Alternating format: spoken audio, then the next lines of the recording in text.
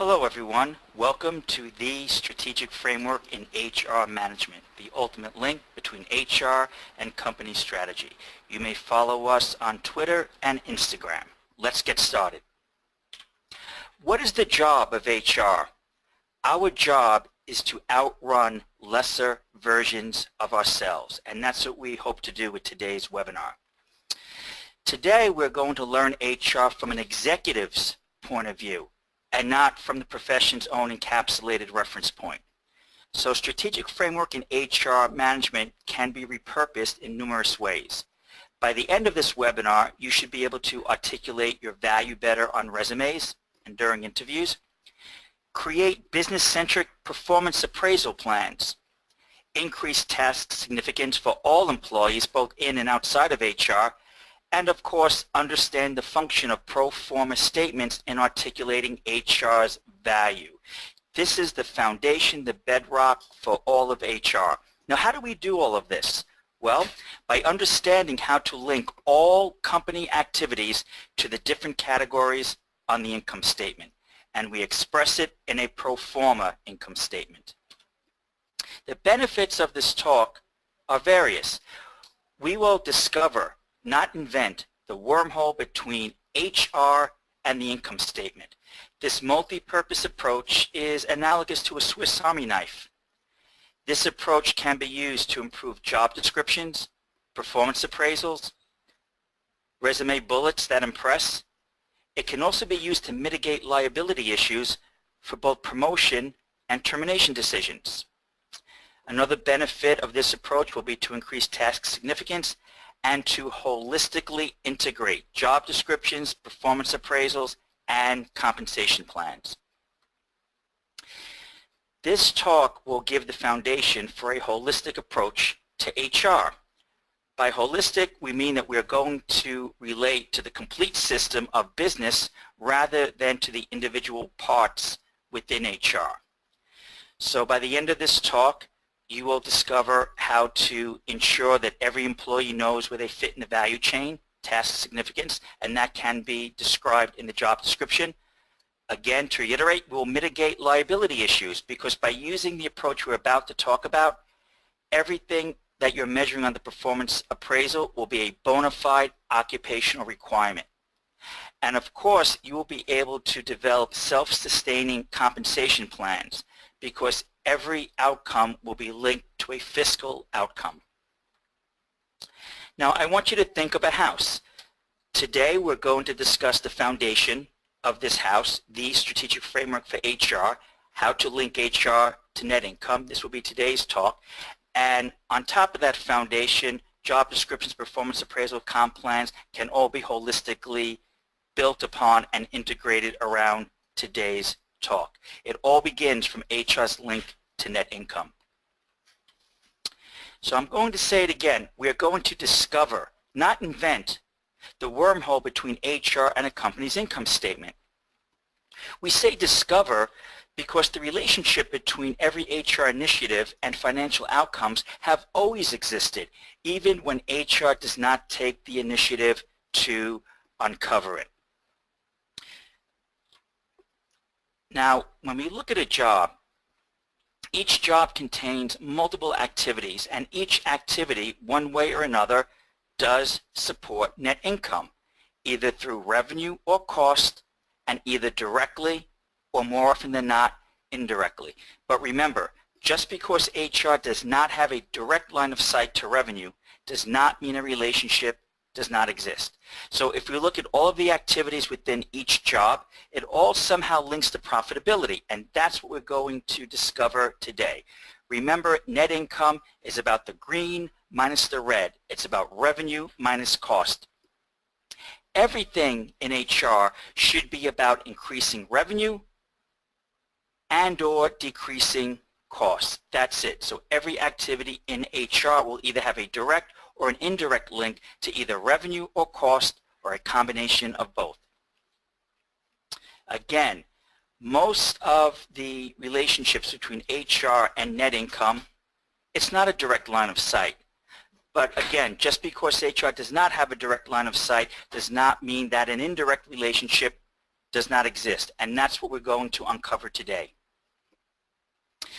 Now, just to give some context, I often hear HR people say that they're going to align their HR strategy with the business strategy. Well, let's go back to basics. You simply cannot have two strategies. You cannot have one strategy in HR and another one for the company. There is only one strategy followed by tactical execution. So when HR says that they will align their own strategy against another strategy, well, what does that really mean? Remember, tactics and strategy is often confused by HR. Tactics are means used to gain an objective. Strategy is the overall campaign that leads to tactical execution. So if HR is leading the strategy sessions, then of course it can be HR involved in the strategy.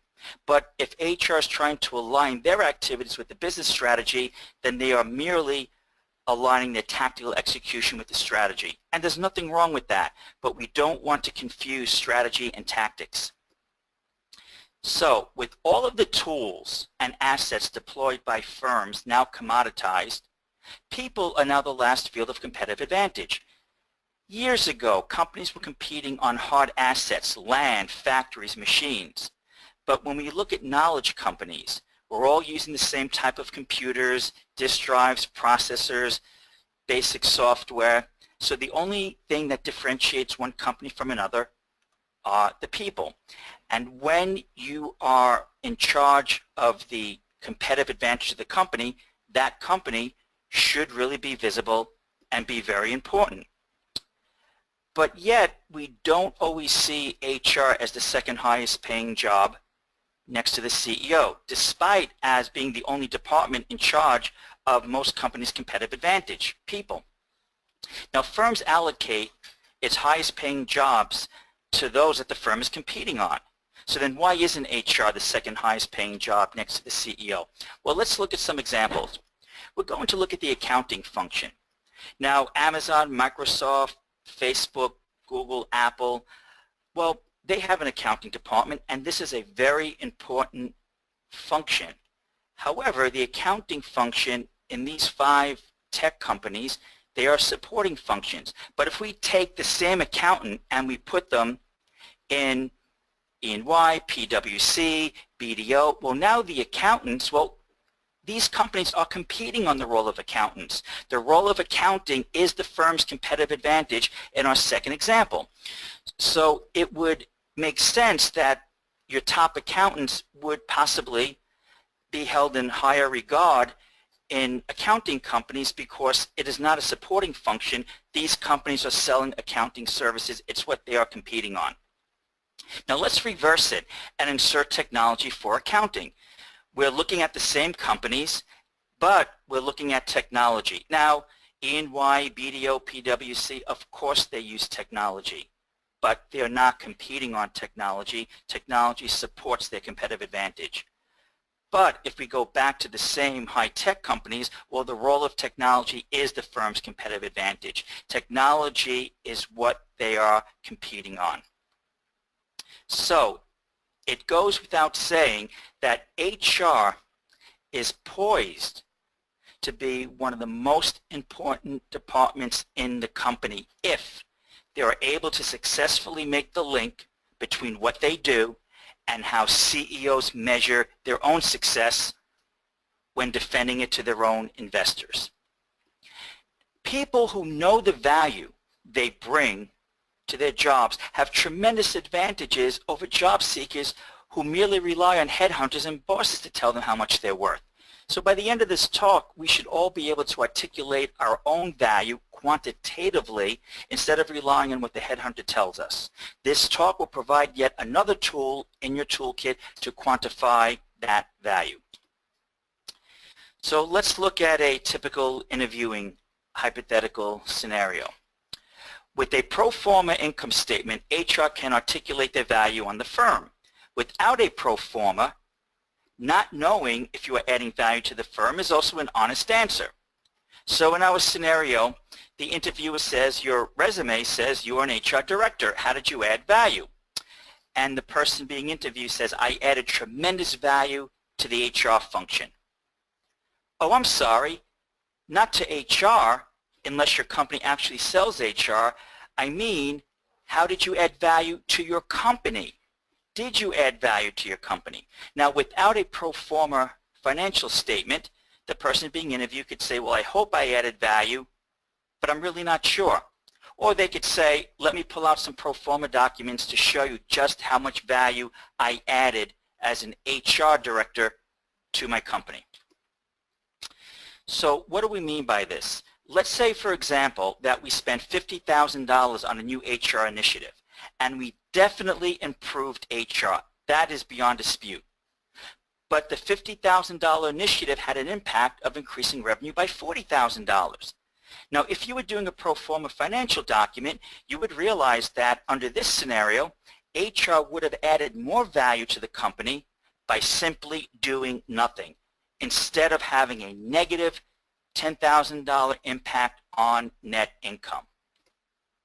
Another example, we reduced turnover by 30% by increasing the compensation plan by $200,000. Now, we could safely say that we improved HR, and that's how many of us describe our success, except most of our companies do not sell HR. HR is that supporting function that is meant to support value creation that is expressed in higher net income. So in our example of reducing turnover by 30% by spending $200,000 more on the comp plan, one question is, did we wind up keeping low performers that we would eventually have to terminate through expensive severance packages? Another question might be, was your $200,000 SG&A costs increase only offset by a $100,000 increase in revenue for a net loss of $100,000? So unless we develop a pro forma income statement, we may be helping HR, but we could not say if HR was adding or subtracting shareholder value to the firm. Or as we like to say, don't spend $10 to fix a $2 problem. You can either think harder or work harder. This talk is about thinking harder, because remember, being busy is not the same as being productive. So today we're going to talk about the bridge from HR's job, and really every job, to net income. And the pro forma income statement is that bridge. So we have 8 categories within the income statement that every HR activity should fit to. Direct line of sight to revenue, direct impact to below the line SG&A cost, future impact to revenue, future impact to SG&A, ongoing SG&A impact as a cost avoidance, no direct income statement impact, but we are still able to quantify an added value nevertheless, an indirect line of sight to revenue, and finally, the 8th category is an HR activity that reduces corporate taxes or increasing post-EBIT income. Now, many of the examples that we are about to discuss impact multiple categories, not just one, and that's good. As more categories are positively impacted, there will be a greater positive effect on net income. So items to consider on my premise. The pro forma income statement is the final work product. Each job is a reoccurring expense designed to increase net income, or why else would the job have been created in the first place? No one is going to create a job that pays $50,000 unless it will have an impact that exceeds the cost of the job. Now, every job result will fit into one of the several categories that I just mentioned on the income statement.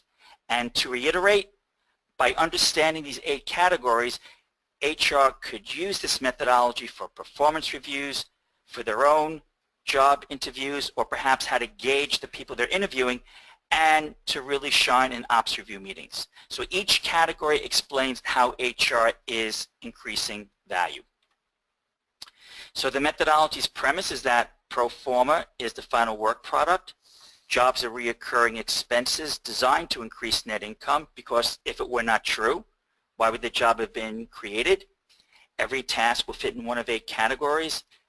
And finally, you can use all of these categories to articulate value on your own resume bullet, and even to design job descriptions that ensure that everyone is adding value to the firm. So that's just a quick reiteration. Let's begin. Number one, direct line of sight to revenue. So now we have an example where salespeople will be the only people that actually do have a direct line of sight to revenue. So let's talk about having an immediate impact to top line revenue. In our example, HR adjusts a compensation matrix from 80-20 fixed pay to variable pay to 65-35%. So by re-incentivizing the comp plan from an 80-20 to 65-35 fixed to variable pay ratio, we have increased incentives, and consequently, often when you increase incentives, you increase sales revenue. So this is an example where HR had an immediate impact to top line revenue. A second example would be that HR does a reorganization. So previously we had an audit team perhaps working for a company that provides auditing services.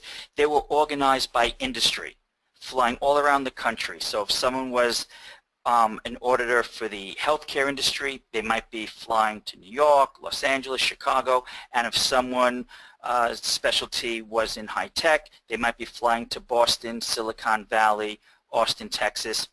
But let's say HR discovers that for auditing purposes, with a little cross-training, we could reorganize the audit team across regions where they could audit different industries. So this HR reorg will increase time to market, because if you have auditors now seeing different industries within their own cities, well, the audit team could see more clients in less time, and that is going to result in increased market share. Because the less time that you're in an airplane and actually with clients, more billable hours per month. And also, your travel costs are also reduced.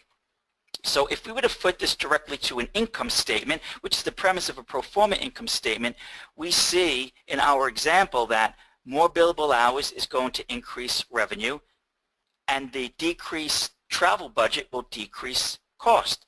So we have an example of this HR activity, increasing revenue, decreasing cost, which means an increase in net income. So remember, this was the example of an HR reorg where the audit team previously organized by industry is now organized by regions across multiple industry. And we're able to articulate that savings directly on a pro forma income statement. Example for our next category, line of sight to SG&A cost.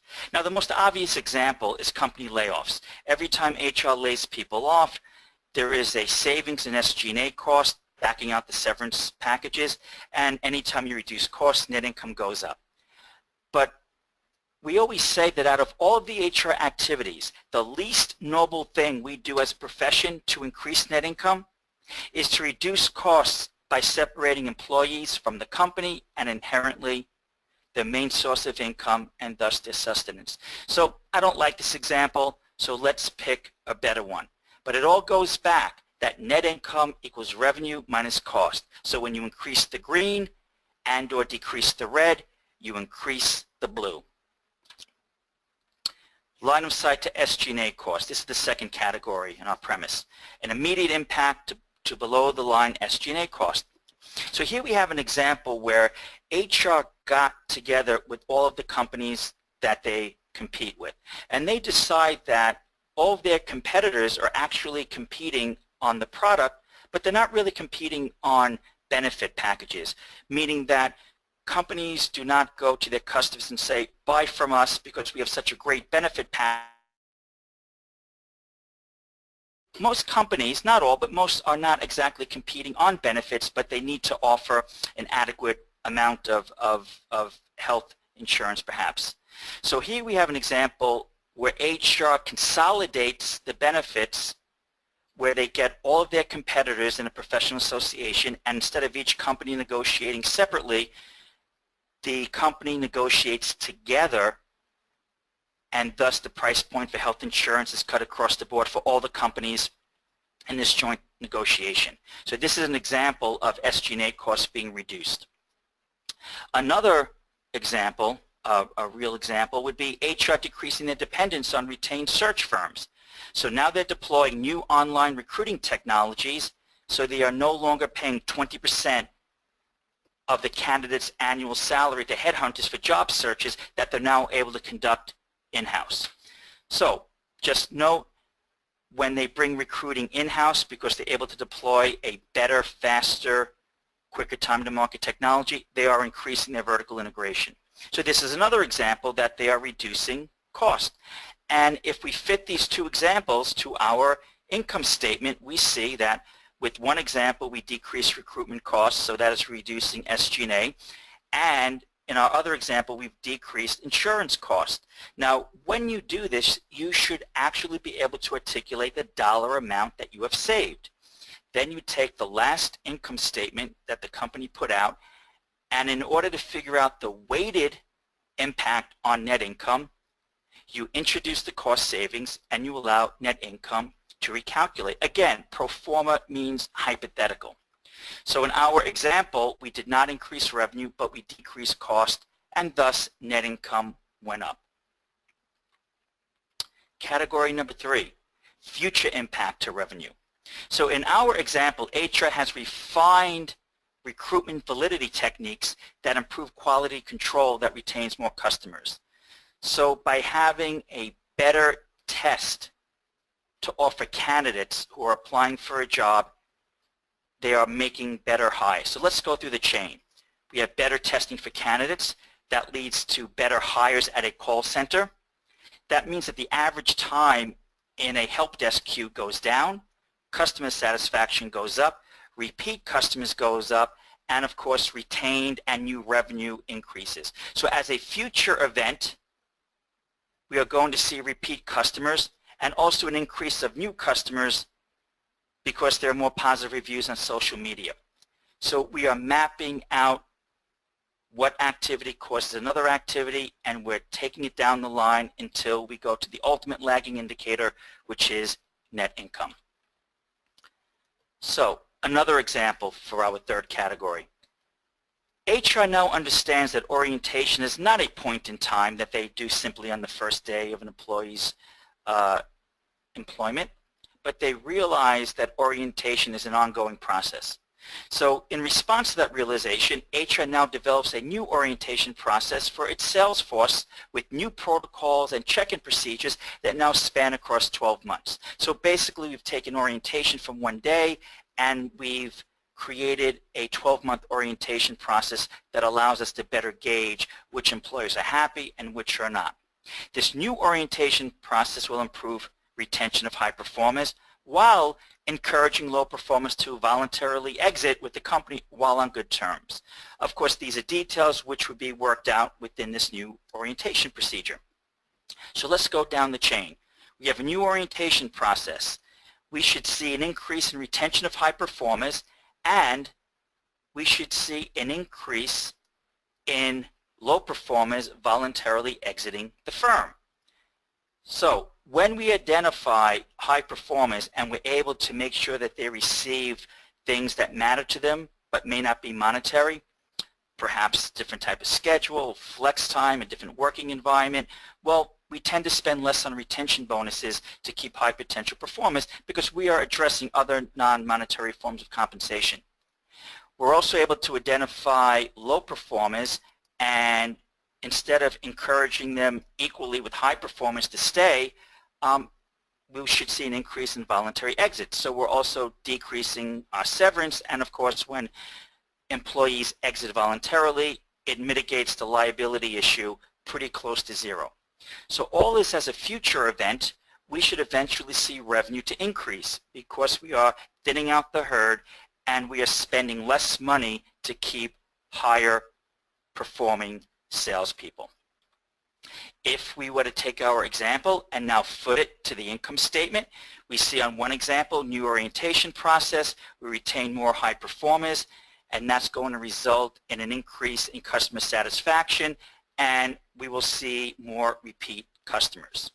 In our other example, we've improved validity for candidate testing. We now have a better call center, so people are less frustrated and they're more likely to use our product over and over again. So repeat customers, also known as repeat revenue, also increases. Now, why is repeat revenue important? Well, when we look at new versus retained customers, We spend less money to gain $1 of revenue from a retained customer versus a new customer, and we're able to do this in a shorter time period. So this is the power of approaching HR, not through an HR paradigm, but through a business paradigm. So in this example, we are increasing revenue, but as a future event, because the new orientation process and the new candidate testing exam, it will yield increased revenue, but not at that moment.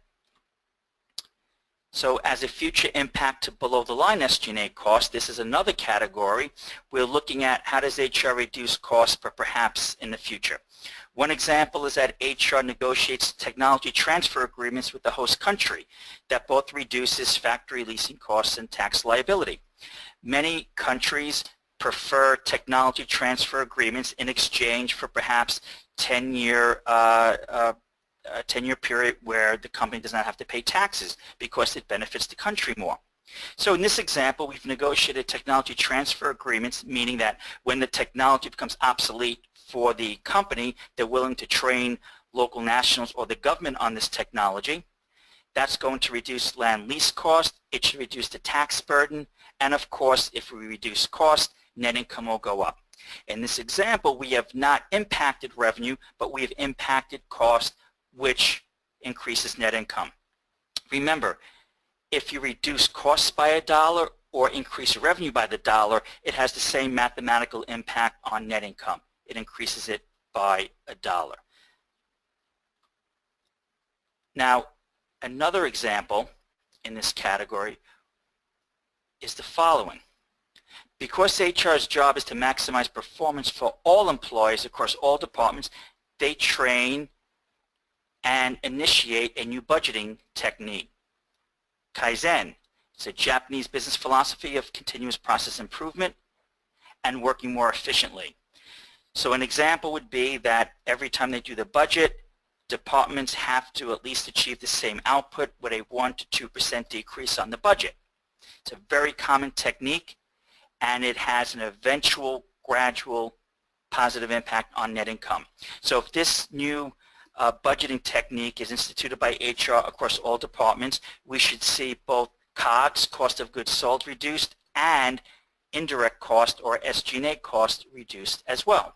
As total costs reduce, net income will increase. And again, we have not impacted revenue in this category, but we have reduced cost as a future event, which should have a positive impact on net income. So if we were to foot this to an income statement, we are looking at a longer time horizon. We have at the top tech transfer agreements with the host country. It reduces land leasing cost, which foots to decrease SG&A cost, and it also reduces corporate liability, which is going to reduce taxes. So this is an example of an HR activity that impacts two categories. In our second category, our new budgeting technique, we're going to gain 2% efficiencies a year over time. That will decrease SG&A cost every subsequent year over time. Okay, so these are the two examples for HR negotiating a technology transfer agreement and initiating a Kaizen budgeting technique across all departments. Now, HR may and may not do this, but what is important that if you do it, foot it to an income statement as a pro forma document so we could articulate the dollar impact of value we had on the company. Now, if we were not doing pro formas, HR could say, well, I think I added value to the company, but if you do a pro forma income statement, we could articulate, I've had X amount of dollar impact on company value. Here's my pro forma document. The fifth category, SG&A impact as a cost avoidance. Cost avoidance means that we have initiated an activity that eliminated the possibility of an increased cost that we would perhaps otherwise have had we not instituted this activity. So let's look at sexual harassment training. Now, it is well known that when companies institute sexual harassment training, even if there is an incident and HR terminates that person, they could demonstrate that they themselves as a company did everything they could to create a positive, hassle-free work environment. So companies that have sexual harassment training tend to reduce their liability because it shows that they did not encourage a pattern of harassment. So let's look at this example through the thread. We have harassment training. Well, there is a cost to that training, so SG&A cost goes up. But what we want to see is actual harassment complaints go down, and even when there were harassment complaints, as long as the company terminated the person expeditiously, handled it responsibly, legally, ethically, the company themselves tend not to be sued because they handled it correctly, and they can always say, we did everything we could to promote a very healthy work environment. Look at our sexual harassment training program. So we also see the average cost of litigation go down. So we recognize this as a cost avoidance, and the cost avoidance exceeds the cost of the original training. So net income doesn't go up literally, but we could say that it goes up because had we not had this training in place, net income probably would have gone down because we would have had the additional burden of the cost of litigation. So how would we do this concretely? How do we measure cost avoidance?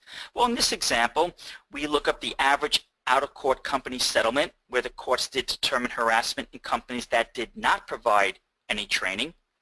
And then we look up the average out-of-court settlement of firms where the courts did determine that there was harassment, but they did provide training. We could also look at average number of complaints of harassment in companies that provided training versus companies that did not hire training, because that's the main idea, to actually reduce actual harassments.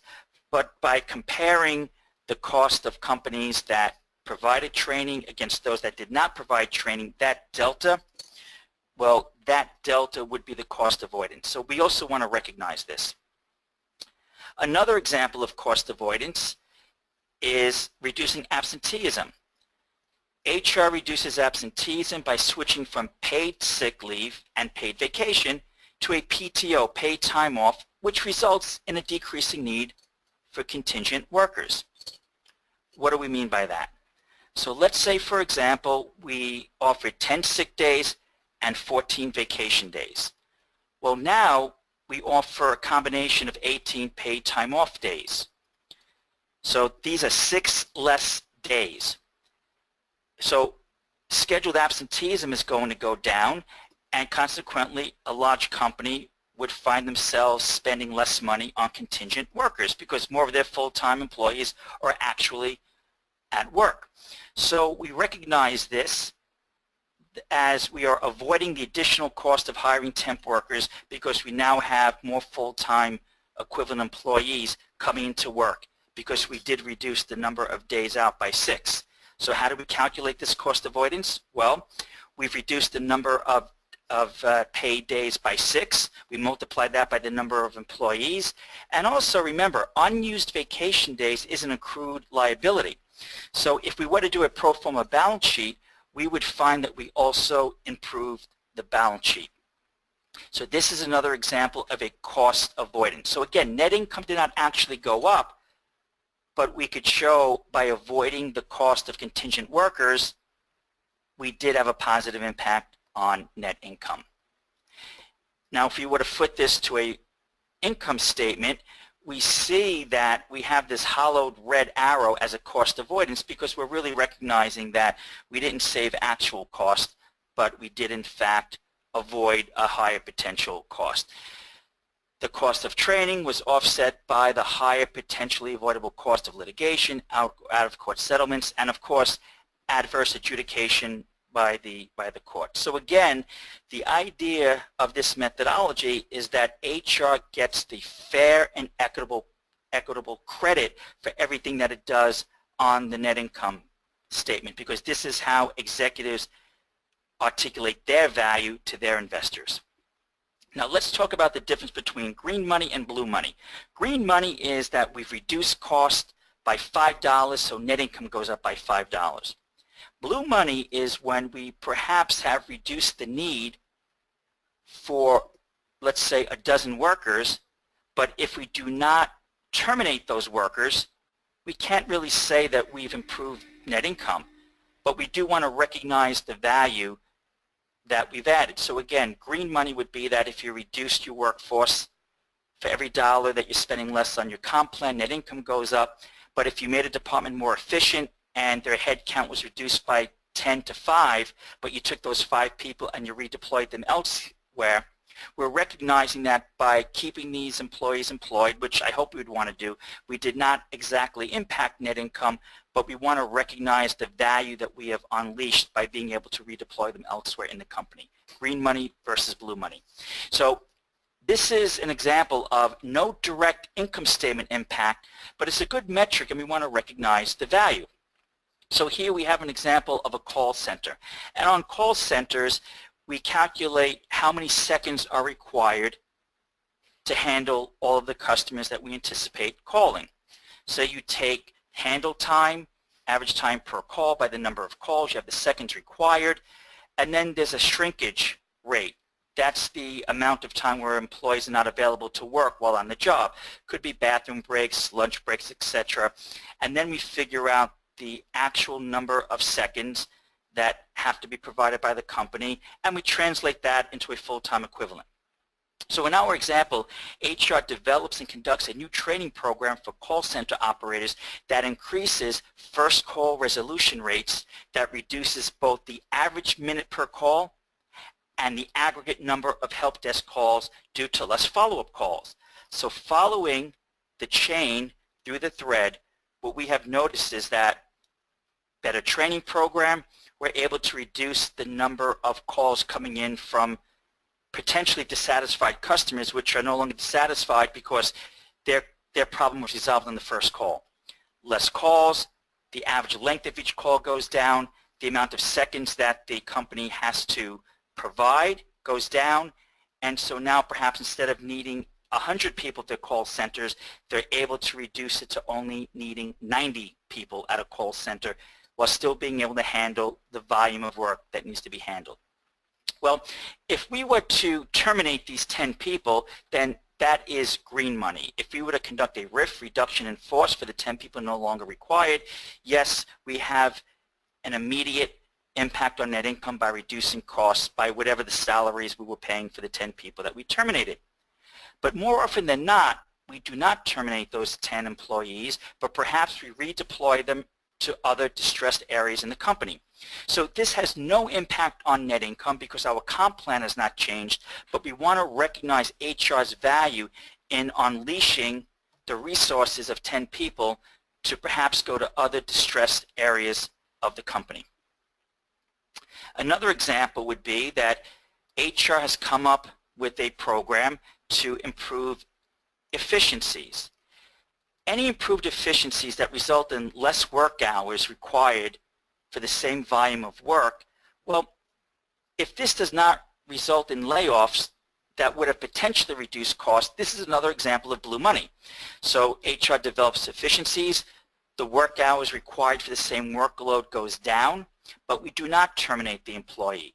So going towards the bottom of the screen, there is no change in net income.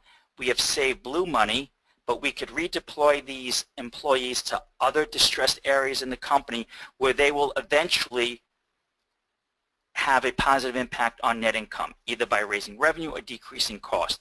At the top of our thread, we have the example that we actually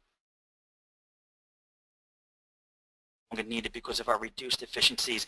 And then this relates to one of the previous categories where we actually reduced the number of employees from our comp plan, that reduced cost, that increases net income. So the top of the thread is an example of green money, the bottom of the thread is an example of blue money. Now, how would we fit this to an income statement? Well, that's the whole point. There is no immediate impact to net income, so we have no arrows showing any mathematical impact to net income. Since we did not lay off any employees, there is no impact to net income. However, we can still measure the soft gains that we recognize as quote-unquote blue money. So again, no immediate impact to net income. In this scenario, HR often redeploys these employees to other departments, other areas, perhaps they retrain them, where they will eventually have a green money impact on net income. But still, this still makes an awesome bullet of a resume if you are unleashing, let's say, the equivalent of $100,000 from your comp plan. You're able to redeploy those people to other areas. Number 7, this category is a direct line of sight to revenue, and this could be a talk in and of itself. So an example would be HR spends $1 million in improving morale. Now, an indirect line of sight to revenue really involves regression analysis, which is a statistical process for estimating relationships among variables. So here the focus is on the relationship between dependent and independent variables, also known as predictors. And if you had joined me for previous talks on big data, we went into this in detail. So an indirect line of sight to revenue is really about correlation and not causation. These are different tools how we can measure the indirect line of sight to revenue. Regression analysis, multiple regression analysis, histograms, Pareto charts, flow charts, scatter diagrams, even fishbone diagrams. So again, details on how to do this in specificity is a lecture in and of itself, but it is based on simple statistical modeling techniques that are now made even more powerful by big data. This falls under the caveat that just because HR does not have a direct line of sight to revenue, that does not mean a relationship does not exist. And by using any of these techniques to discover that relationship, we're able to put a dollar value on the impact. But again, it is about correlation, not causation. So how would we really foot this? Well, every activity is going to have an impact on either revenue or cost, but I also said either direct or indirect. So if we were to go to the cause box all the way on the left of the screen, that activity will be correlated, and through regression analysis we could put a number to it. It will be correlated to an impact on either revenue or cost. So if we were to improve morale by 25% according to an employee engagement survey and revenue went up by 5%, well, we are not saying that increased morale caused revenue to go up, because many things cause revenue to go up. But what we are saying is that it is mathematically beyond dispute that there is a positive correlation, that every time morale goes up by this percentage point, according to employee engagement surveys, we see a positive mathematical correlation with revenue. So again, we're not saying one caused the other, we're saying one is correlated to the other. And big data is taking advantage of the ability to find the most delicate correlations in any business activity. So again, variables that are deliberately changed in business to affect different degrees of changes in a desired outcome, those would be the independent variables, and the independent variables would be the different HR initiatives that they roll out in the company, hoping that it will deliberately change a dependent variable, such as revenue or cost. Now again, it's about correlation, not causation, and this is mainly about statistical sampling. Independent variable is the presumed cause, and the dependent variable is the presumed effect. Now, our 8th category. HR could make decisions, could roll out initiatives that reduce the corporate tax liability of the company. Now remember, countries and states and municipalities have a tax code for 2 reasons: to collect revenue, but also to incentivize behavior. Every time I work in a different country, I examine the tax code and I say, what is this respective government incentivizing me to do as an HR executive? So in the United States, for example, we could view the constant evolution of changing employment law used to influence corporate behavior. Go to the Department of Labor.gov. So for example, we have work opportunity tax credits, employment and training administration credits, and even business tax incentives to employ workers with disability. These are different incentives that the government puts in place to decrease the tax liability. So here we're impacting net income between the EBITDA, earnings before interest, taxes, depreciation, and amortization, and the bottom line. So how would we foot this to the income statement? Well, the income statement has a line which specifically says taxes paid. So by consulting the tax code of the various countries we're working in, by understanding what behaviors are they incentivizing, by saying if you do this, you will pay less taxes, we are able to diminish the tax burden of the corporation, and for every dollar that we reduce in tax liability, net income goes up by $1. Because $1 in and of itself is not smart. $1 does not know where it came from. If net income goes up by $1, it's because either revenue went up by $1 or costs went down by $1. And that cost could be in multiple categories: cost of goods sold, SG&A, in this example, in the tax line of the income statement, tax cost.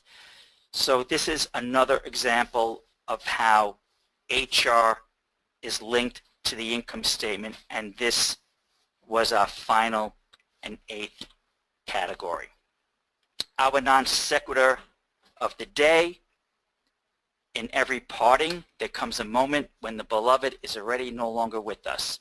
Let's embrace our goodbyes. Thank you for joining me today. Our next webinar is on December 8th. As in this topic, I will determine the topic of December 8th's webinar based on your emails. You may contact me through LinkedIn, and I hope to see you on December 8th. Thank you.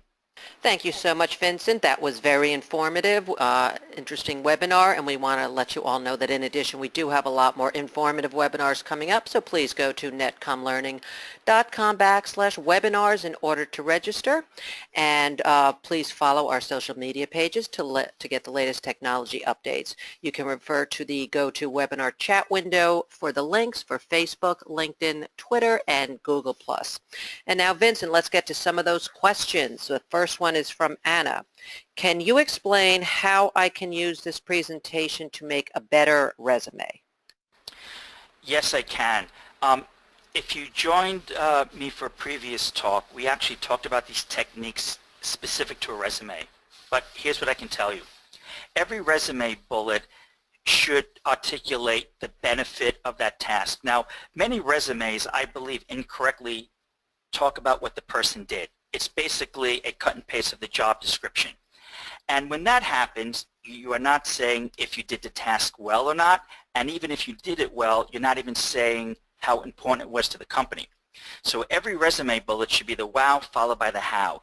It should be the benefit of what you did followed by how you did it. Well, what's the benefit of what you did? It's I increased revenue, I decreased cost, I decreased liability, I decreased tax liability. That's the wow.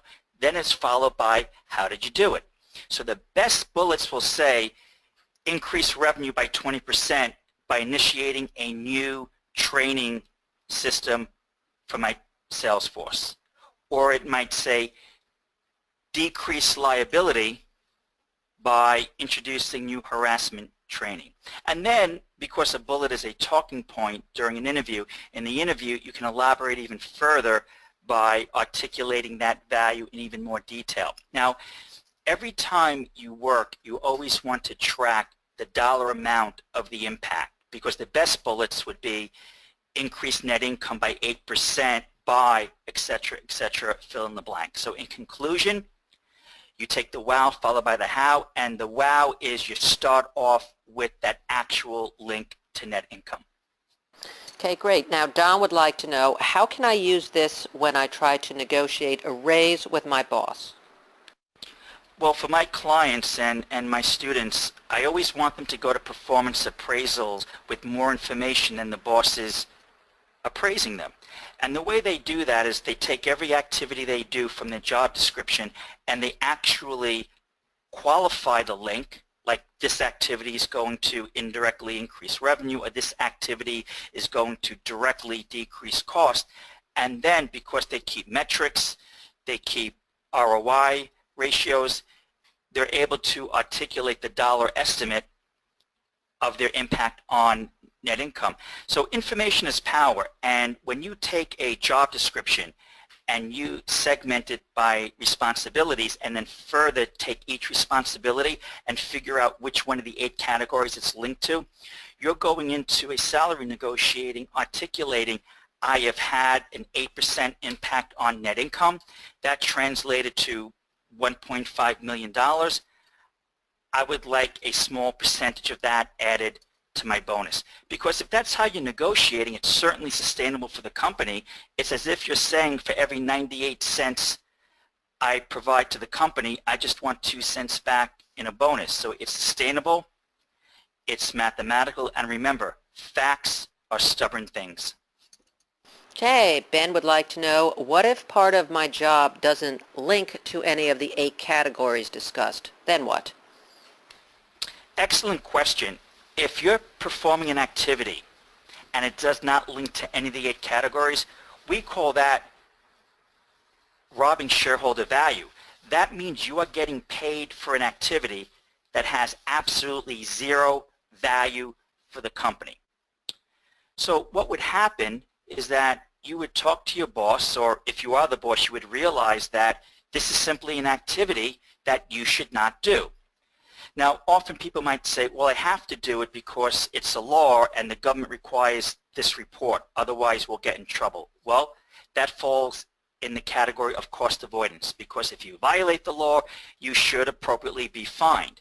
But think about it. If there's an activity you're doing that has zero impact on net income, that means you could not do it, and not only are you going to have the same value, your value will improve because you're no longer being paid to perform an activity that has no impact. So simply by eliminating that activity, that in itself will have a positive impact on net income.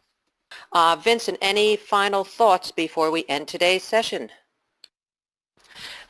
My final thoughts are that the premise of this talk is really the foundation for so many of the other things that we talk about. I do try to give talks that are always holistically linked to every other talk, so I'd like you to view this as the ultimate strategic framework of HR that really does holistically link to many of the other HR functions, because this is HR viewed not from its own paradigm, but from a business paradigm. Thank you, Vincent, and thank you all for joining us today. If you do come up with any additional questions, feel free to send them to webinar@netcomlearning.com at any time. We hope that you found today's webinar informative, and we look forward to seeing you back here with us soon. Feel free to tell your friends and colleagues about our webinars and other courses. Have a great day, everyone.